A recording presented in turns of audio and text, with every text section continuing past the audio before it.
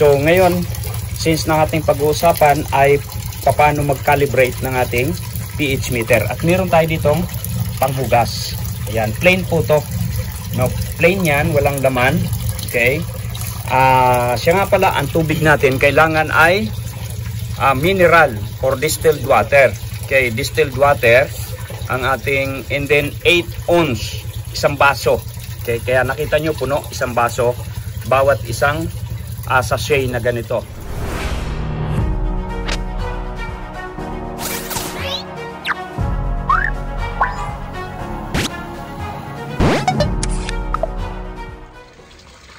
Ayun, isang mapagpalang araw ulit mga kalakwatsero natin. So meron ulit tayo pag-usapan. Andito na naman ako sa sa pond.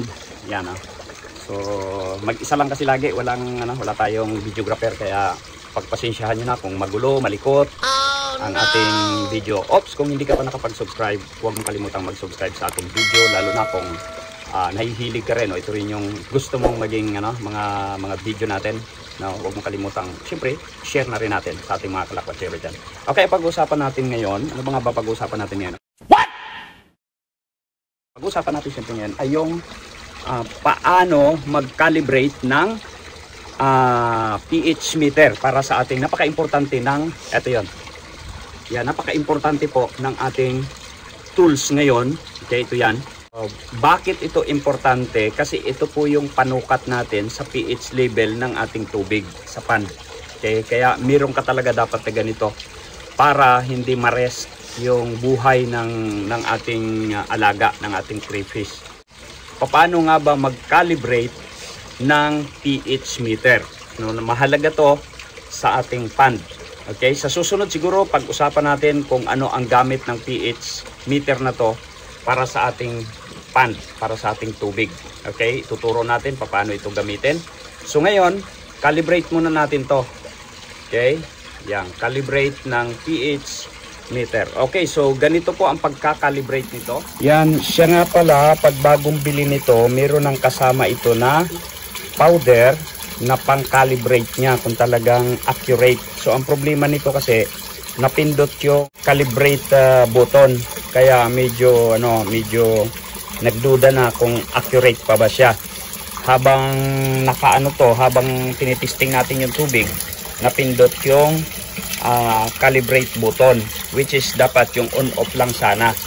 Okay, so madali lang naman gamitin ito. Teka nga muna, paano nga pala gamitin ito?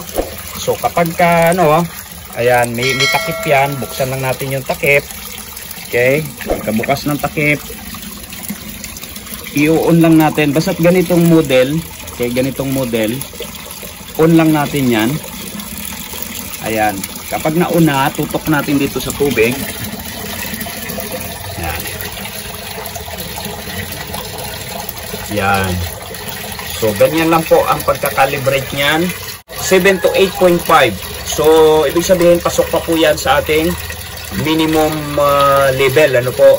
Kasi ang tamang pH level ng ating tubig para sa ating crayfish ay dapat 7 to 8.5 pH. So ngayon nasa 8.24. So ibig sabihin okay pa rin po yan. So ganun lang kadali paano gamitin ang ating pH meter. Okay, so i-off ko na siya. And then since nga nasabi ko nga kanina na eto nakalibrate na namin to kanina. Okay, so paano siya kinalibrate. Kaya ngayon uulitin na lang natin para videohan natin kung paano mag-calibrate ng ating pH meter. So ngayon, dahil sa kailangan natin bumili ng pH buffer powder. pH buffer. Okay, so kailangan nating bumili ng pH buffer powder. So ito po, isang set na po yan na mabibili natin sa, baka matapon, atras natin konti dito.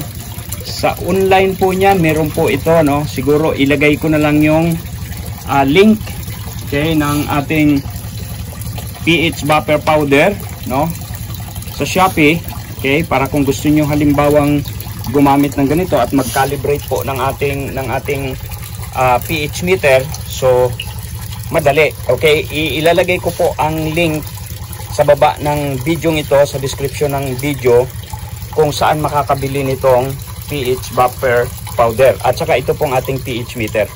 Okay, ilalagay ko na lang po dito. So ngayon, since ng ating pag-uusapan ay paano mag-calibrate ng ating pH meter. At meron tayo ditong panghugas. Ayan, plain po to.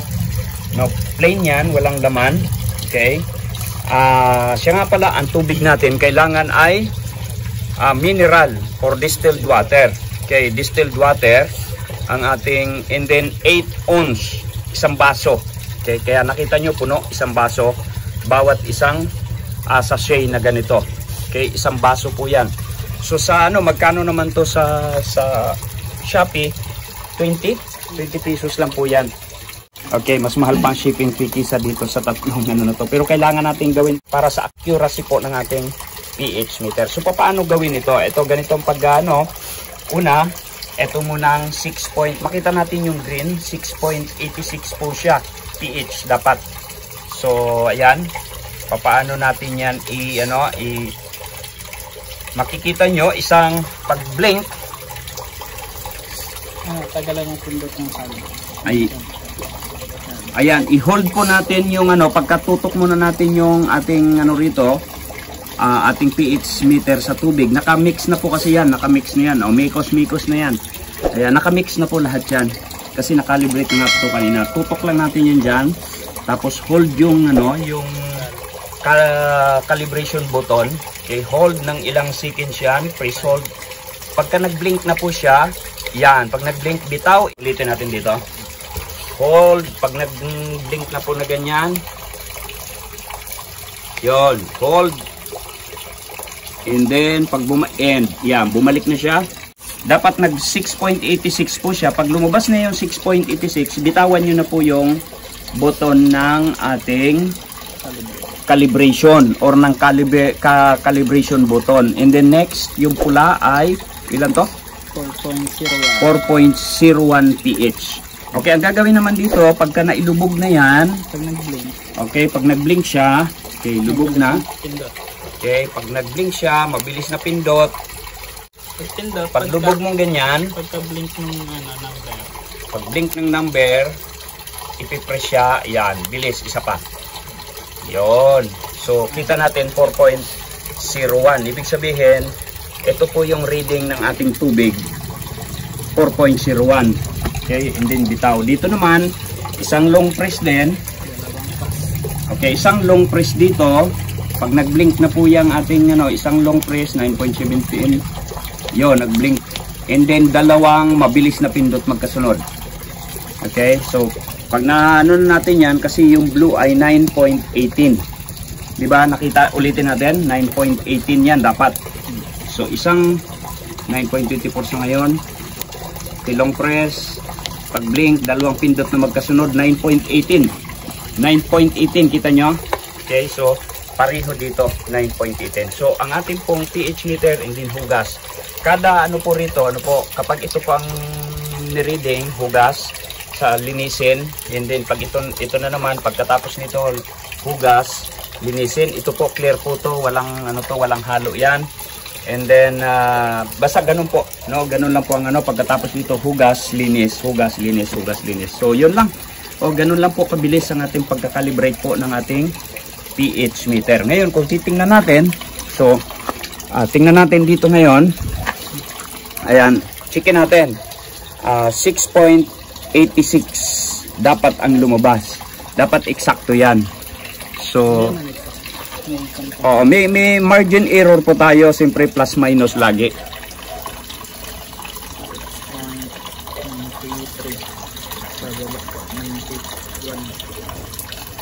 Ilan na? 6.91.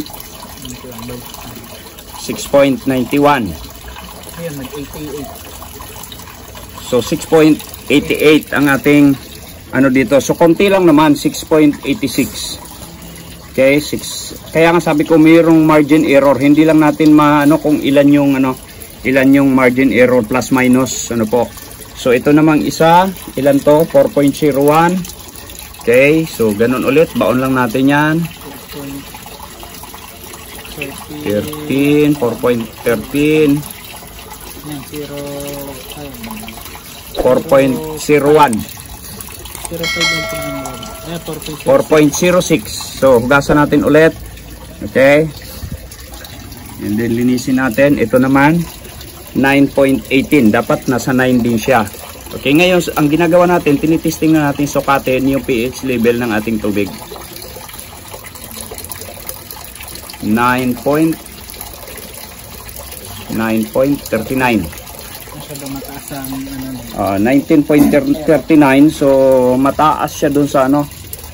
Okay, 9.39. Okay na tong ating meter.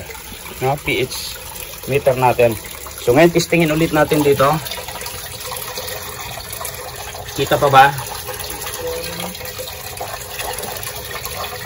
Hindi na makita.